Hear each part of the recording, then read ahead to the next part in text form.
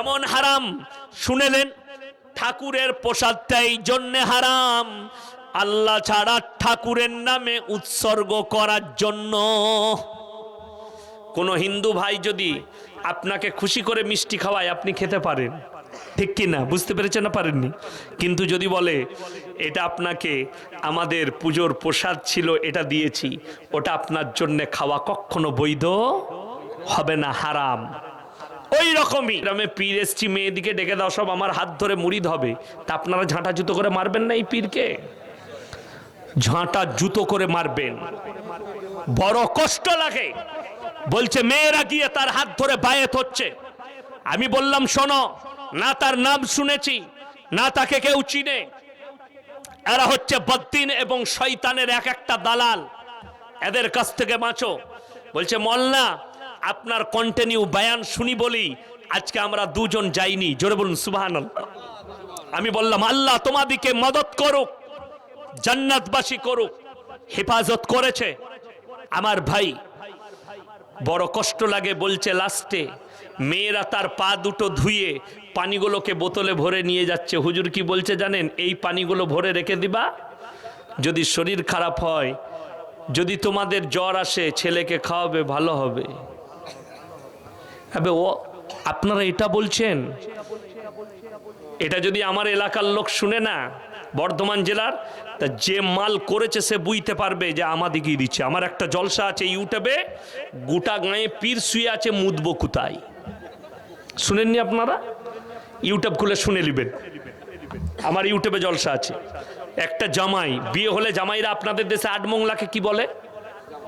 জামাই যখন শ্বশুর বাড়িতে যায় কি বলে ওটাকে? আটমংলাই বলে, আমাদের আটমংলা বলে। তো আটমংলা করতে গেছে, তো এ তো সন্ধ্যাবেলায় পৌঁছেছে, ও এখন জানে না রাতের বেলায় পিসাব লেগেছে। বউকে বললে তোমাদের আগনাই পিসাব করবো, বললে না ওখানে একটা পীর শুয়ে আছে, মানে একটা ঢিপি করা আছে। ও দেখলে শালা ভারী বিপদ, বলে এখানে করা যাবে না, বলে না। বলে তাহলে কোথায় করব? বললে ঘরের বাইরে।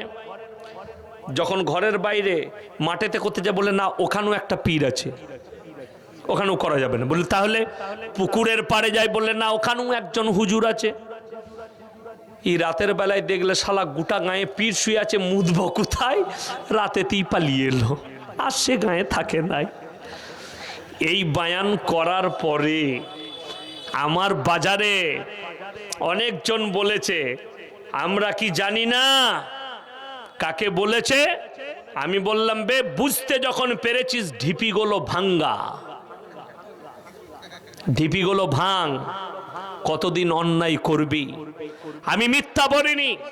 আমার আব্বাজিকে যদি কোনোদিন পান, কিংবা কারুর কাছে যদি মোল্লা শওকত সাহেবের ফোন নম্বর থাকে, জিজ্ঞেস করবেন ফোন করে, আপনার সন্তান মোল্লা ইয়াসিন বলে গেছে আমাদের জেলায় এসে, আমাদের থানায় এসে বলে গেছে, আমার এলাকায় আছে, পীর সাহেব মারা গেছে, তার মাজার হয়েছে, তার ওরস হয়, তার বাড়িতে একটা কুকুর ছিল, কুকুরটা মারা গেছে, কুকুরটাকেও দাফন করেছে, তারও মাজার করে, তারও ওরস হয়। জোরে বলুন নাউজুবিল্লাহ। এটা আমি মিথ্যা বলিনি, সত্য বলছি। আমার বাবাকে জিজ্ঞেস করলে পাবেন।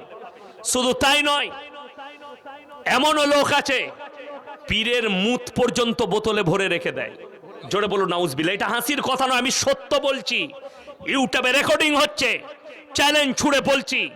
যদি কেউ চ্যালেঞ্জ অ্যাকসেপ্ট করতে চান, আমার মাদ্রাসায় আমি এসি মেহমানখানা করেছি, মাদ্রাসার খানা খাওয়াবো না, আমার বাড়িতে খানা খাওয়াবো, আপনাদিকে আসবেন, আমার মাদ্রাসায় মেহমানদারি করবেন, আমার এলাকায় ঘুরিয়ে দেখাবো। শুধু তাই নয়, এই মৌলবীরা নামাজ পড়েও আল্লাহর ওলি হতে পারলো না, আমরা নামাজ পড়েও 10টা মেয়েকে দিয়ে পার্টি পাততে পারলাম না, আপনাকে দেখিয়ে দেবো আমার এলাকায় মাজারের গুড়ায় বসে আছে, জীবনে নামাজ পড়ে না, দাড়ি চাচামাল, জুম্মা পর্যন্ত পড়ে না, পিসাব করে পানি লাই না, মেয়েরা লোকরা তাদেরকে পীর বলে আখ্যা দিচ্ছে। জোরে বলুন নাউজুবিল্লাহ।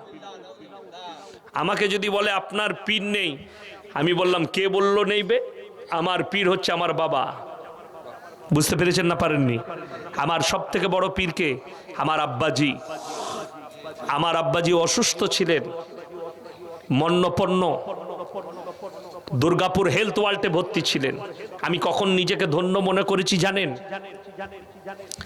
যখন স্ট্রেচারে শুয়েছিলেন আর লাইন করছিলাম কিভাবে কখন বেডটা পাওয়া যাবে, অনেক বিজি হসপিটাল, দামি হসপিটাল, তো লাইন হয়ে গেল, বললে একজনের পরে তুলবে।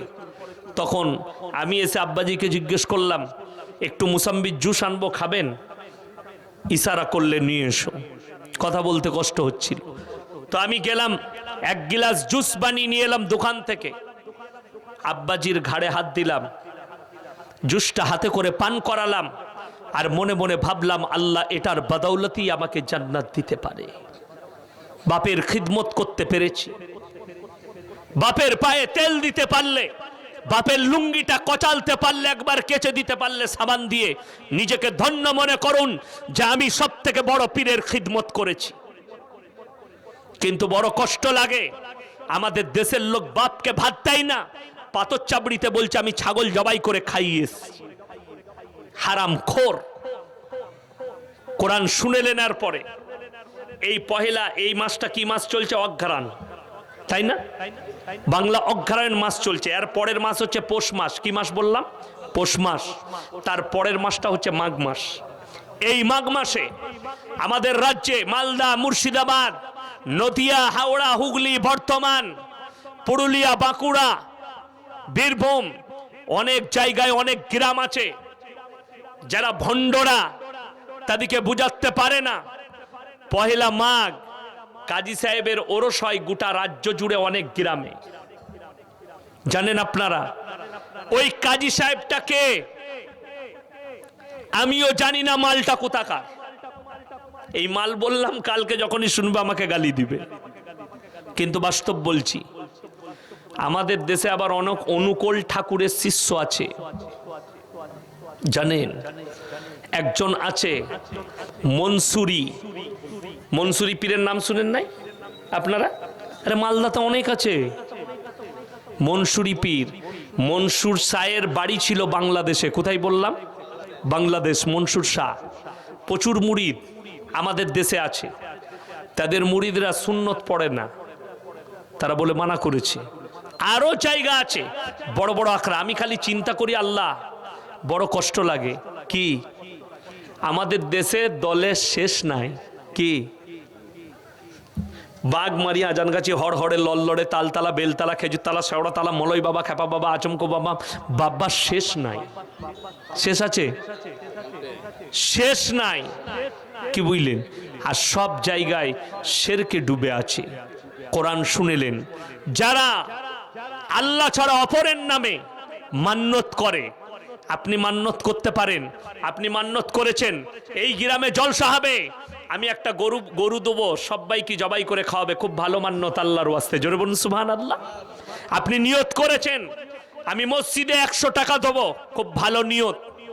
কিন্তু কেউ যদি বলে আমার ছেলে পাস করলে অমুক বাবার নামে একটা ছাগল জবাই করে বিলি করব, আমার ভাইয়েরা, আমার মায়েরা, বোনেরা, আমার আল্লাহ রাব্বুল আলামিন কোরআনে বললেন ইন্নামা হাররামা আলাইকুমুল মাইতাতা ওয়াদ-দামা ওয়া লাহমাল খিনজির ওয়া মা উহিল্লা বিহি লিগাইরিল্লাহ। প্রবাহিত রক্ত, মরা জন্তুর মাংস, শুয়োরের মাংস, আল্লাহ ব্যতীত অপরের নামে উৎসর্গিত জিনিস তোমাদের জন্য হারাম করা হয়েছে। মাজারে যে মুরগিগুলো দেওয়া হয়, মাজারে যে পশুগুলো দান করা হয় বাবার নামে, মাজারের নামে, বাবার নামে, অমুক বাবার নামে, 1000 বার বিসমিল্লাহ পড়ে জবাই করলেও সেটা কখনো বৈধ হবে না। হে ভণ্ডরা শোনো, যদি মাজারের গরুটা আল্লাহ অপরের নামে উৎসর্গ করার জন্য হারাম করেছে, যেমন হারাম শুনেলেন ঠাকুরের প্রসাদটা এই জন্য হারাম, আল্লাহ ছাড়া ঠাকুরের নামে উৎসর্গ করার জন্য।